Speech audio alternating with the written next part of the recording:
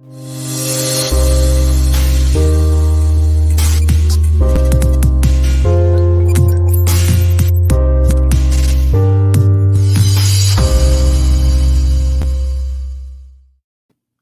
how you doing? You know who it is, your favorite person's favorite person. Honestly, your favorite association's favorite association. Welcome to the NAMCA podcast, where obviously we have another rock star guest, and I can't wait to have the conversation we're about to have. So wherever you are, clap your hands, stump your feet. Mr. Brandon Gonzalez. Let's do it. Hey, thanks for having me, man. Appreciate it. Thank you, man. Great to have you here. Thank you. And I know it's early. I'm on the East Coast, so I'm a little bit into the future. It's top of the morning. Where are you right now again, so they know? Yeah, so I'm in Orange County, Southern California. And early, it is a little early, but honestly, we have at home, we have two young kids, two kids under 2. So I am up at crack of dawn no matter what. So 2 under 2. We have a 3-year-old. So 2 under 2. You're actually a superhero. That's what you're not telling us. You're actually a superhero. I guess. And to make it matters worse, we actually decided to get a puppy about 3 months before our second one was born. I mean, why not? That family. Why not, right? A puppy, 2 kids under 2, and I'm an AD and all the other stuff we do. So it's fun. That's awesome. I love it. Appreciate you so much. And I gave you the heads up on this. This is something we like to do. Right now, I'm just going to ask you I just want you to brag on yourself unapologetically. Tell folks how amazing you are. Heck, your dad, family, whatever you want to talk about, however you want to brag on you, work, do it right now. The floor is yours. Well, it would not be wise of me to not brag about my wife first, who's an awesome person to help support everything I do. As an administrator in education, you have long hours, long days, and you're only as good as people at home. And I'm sure you feel similar with your wife and your child. So I'll brag about her. She's great. But as far as my professional career, I like to think that when I had an opportunity to be at Pacifica and found a school, I was 28 years old. When I was in high school and college, you don't really know what a lot of administrators of education do and how old they are. You always think they're going to die someday in the old parts in the offices upstairs. But I got my first AD job when I was 24, working up in Seattle area. Soccer's my sport. Played soccer in college. I coached girls soccer for many years. I still coach it now. It's kind of a fun side tangent. At my previous school, I got hired as one of their athletic directors and their girls soccer coach because they needed a girls soccer coach. I had no intention of ever coaching girls soccer. I said, fine, I'll do it. We won the state title that first year. I said, okay, I should try to do this again. We won the state title the second year. And then the third year, we went to the state finals and we lost. But ever since then, no one has ever hired me for boys soccer ever again. It's always just been girls soccer. So that's kind of a funny fact. But yeah, so I got into my career at 24, got my master's and everything done before that. Loved where I was in Washington, but me and my wife are both from Southern California. So we wanted to move home, and this opportunity to open up Pacifica happened. And I've been here ever since, founding the school 7 years in. And I guess the last bit of bragging, if I'm supposed to do this, is I got the Coach and Athletic Director magazine does a 40 under 40 award once a year, and I ended up getting that a couple of years ago for kind of what I've done here at Pacifica. We have 24 varsity programs. Almost every kid here plays a sport. We have a high participation rate, which we push that. We think culture and community is a big piece of that. And yeah, I sit on a few boards. I'm on a few associations that I'm a part of, and my life keeps me busy. It sure does. I like that. Thank you. Heck, if you feel some more coming on later, hey Stan, I have something else to add. That's okay. Okay. This is one of the best places to do that on. That's awesome. Now, I do want to jump into the founding of the school, but before that, you mentioned coaching, and I think that not everyone's a good coach for a number of reasons. But it seems like, based on not just how your teams have performed, but the impact that you've had on them. So what's some advice, let's say, for new coaches or folks that are interested in coaching that can help them be a good coach or someone who's, great at helping their team be successful on and off the field? Yeah, no, it's a great question. I think so. I've been coaching now 15 or so years. 12 of that has been with girls soccer.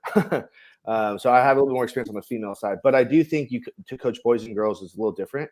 I think boys, they they want to compete almost no matter what, right? They may not like their coach, but they want to get on the floor, and they just don't want to lose to the person across from them. It's like that competitive nature we have in us.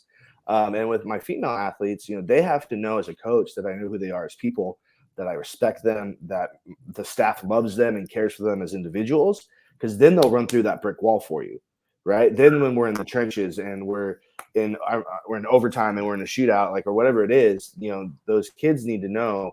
In general, I think just in general, the kids need to know, but specifically the girls, that you see them as people and you care for them as individuals. And it's not just about the sport itself. It's about the journey. It's about the process.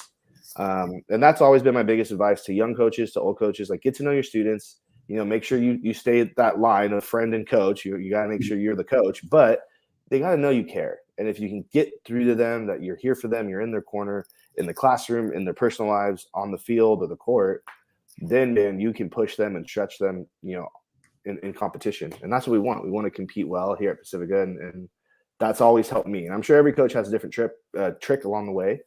Right. But that would be mine. I love that. I like how you said, you can push them and you can stretch them.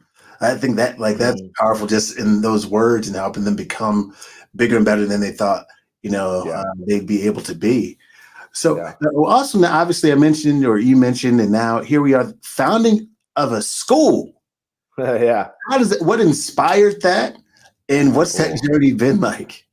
It's been nuts, man. So, me and my wife are both, like I said, from Southern California. We wanted to move home, and this opportunity came to be a part of a school called Pacifica Christian. And I wasn't quite sure, haven't heard of it before. I was like, what is this? Found out it was a new school.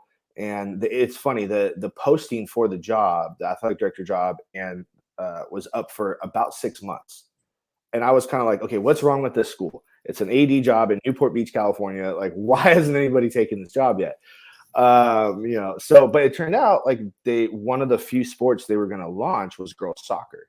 So they were hoping that they could find someone who could be an AD and a girls soccer coach, and then kind of help grow the school. So again, God's divine purpose or timing, whatever you call it, it worked out, and came down here and started a school. There were 48 of us, which, you come on that first day of school, you're like, is this going to work? We all left jobs and moved our families, and there's 48 kids and everybody knows everybody and we're all in each other's business.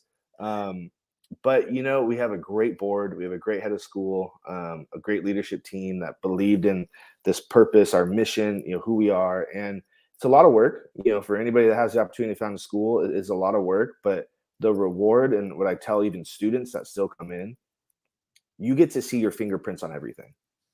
What we do now is setting the tone for years to come. What we do now is going to be what has just been done.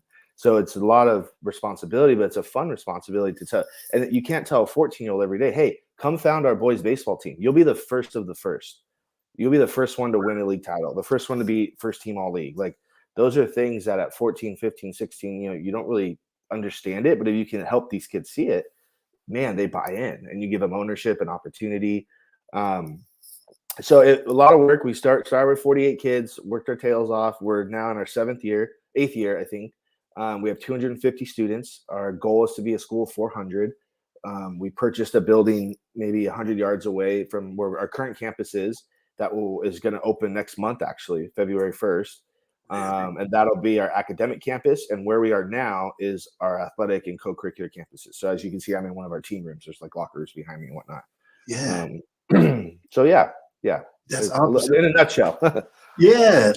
Crushing it. So you mentioned the co-curricular, events and programming. What kind of stuff do you do for them? Because I know that being responsible, obviously, for the academic standpoint, as you mentioned, the new building coming up, but what are they doing outside of the classroom learning, that you find them being engaged in, or that's, worked for you?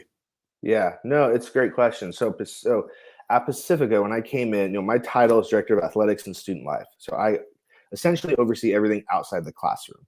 And most high schools, probably similar to your high school and my high school growing up, they called them extracurriculars, kind of things that just take place outside the classroom. If you're on the speech and debate team, that's just after school in room 2, right? Or frosh off volleyballs in the secondary gym that no one knows exists. Right. At Pacifica, though, we call them co-curriculars very specifically because we believe they're just as important in the development of the whole child. Right. There are things you learn being the lead of a school play that you don't learn in the classroom.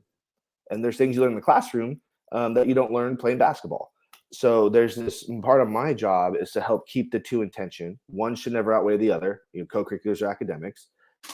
We have to understand like they're just as valuable in developing young people and the life skills and being a part of something bigger than themselves. Those things matter. So at Pacifica, we have a wide range of things like athletics. We have a department called Student Life, which oversees things like student leadership, ASB, dances, international program, international trips, stuff like that. And then we have the arts, which is performing arts, digital arts, and fine arts. So things like graphic design, obviously painting and drawing, things like that, film production.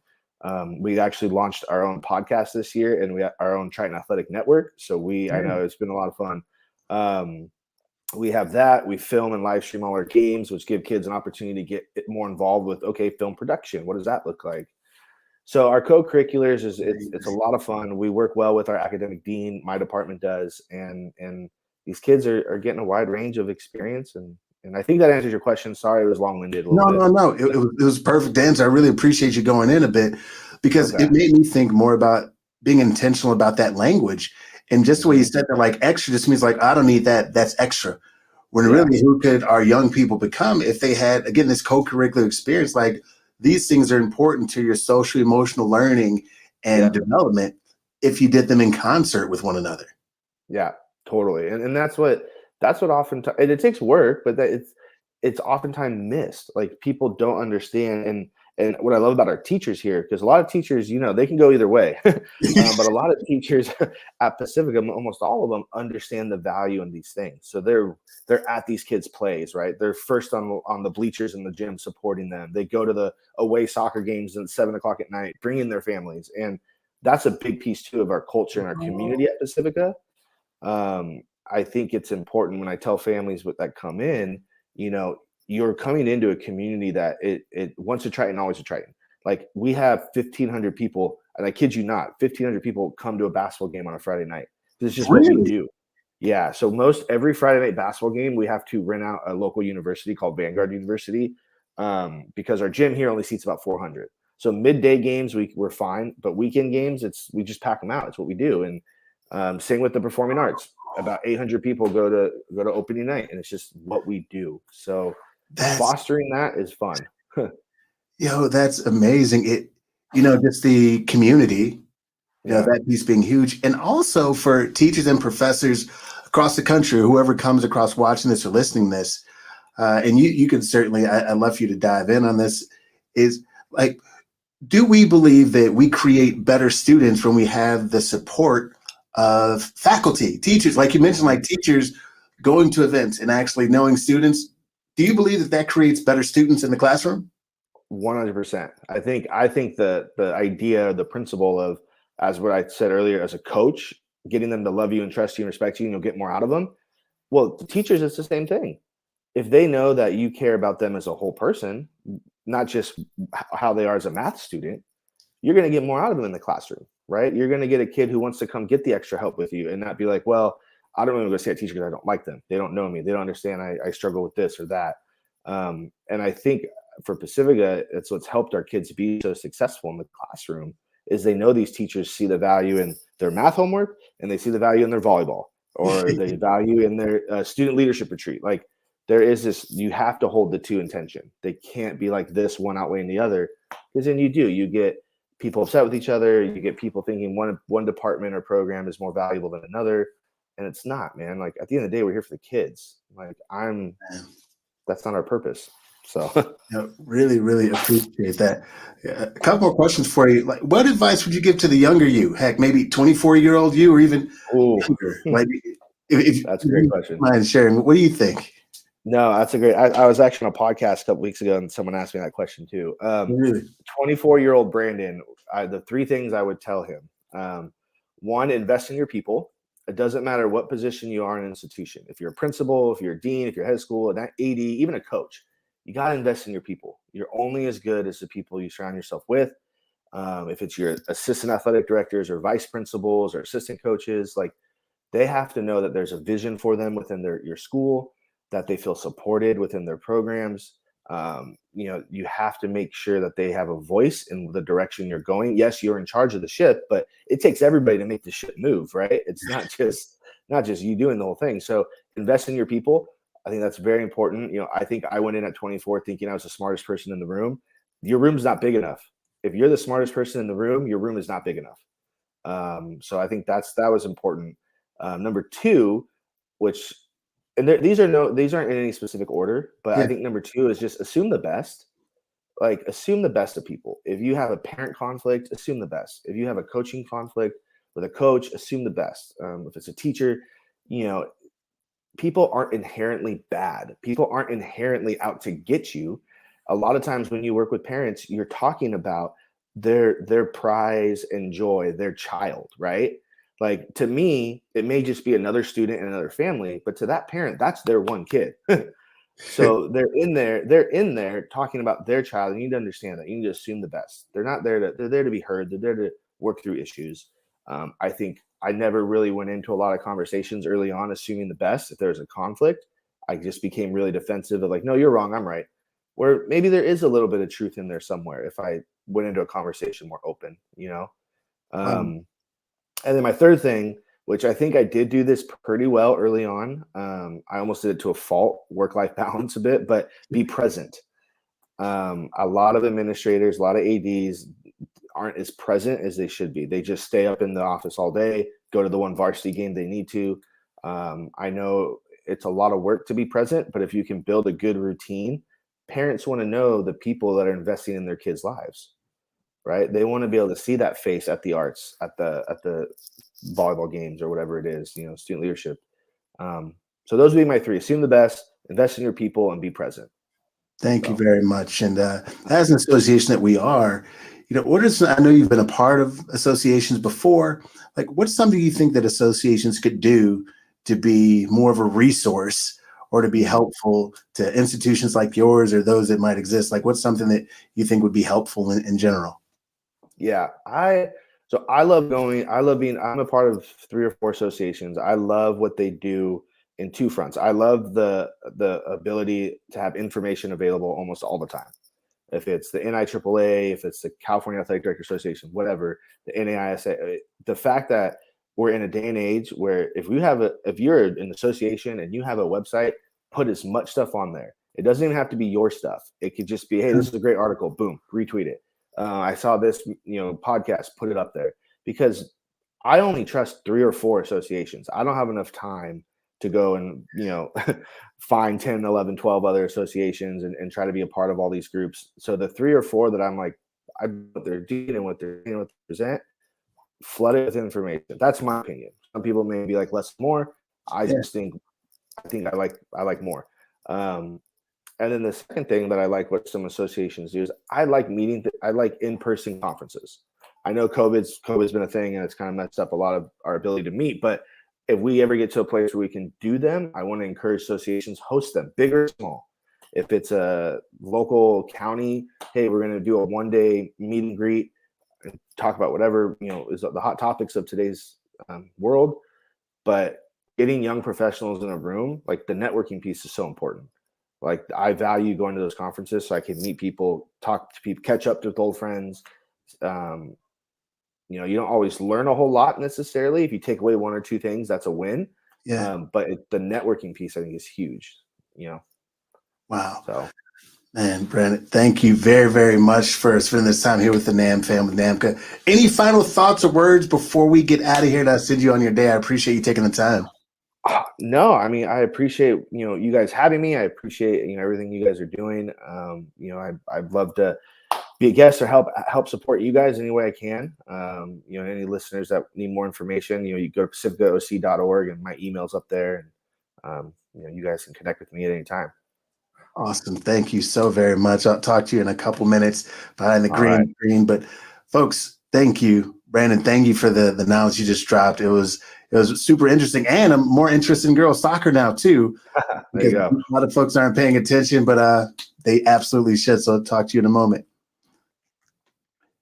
Yo, folks, we've done it again. Another rock star guest. Really appreciate Brandon Gonzalez. Remember to check the show notes, maybe to check out also Pacifica to get some more information and continue to stay connected to the NAMCA family, NAMFam. We look forward to continuing to helping us all be a little bit better today than we were yesterday. And remember, you don't have to be perfect. You just simply have to be a little bit better today than you were yesterday, while remembering that you're good, you're great, you're absolutely worth it. This is Stan Pearson, second year to your first show. Peace.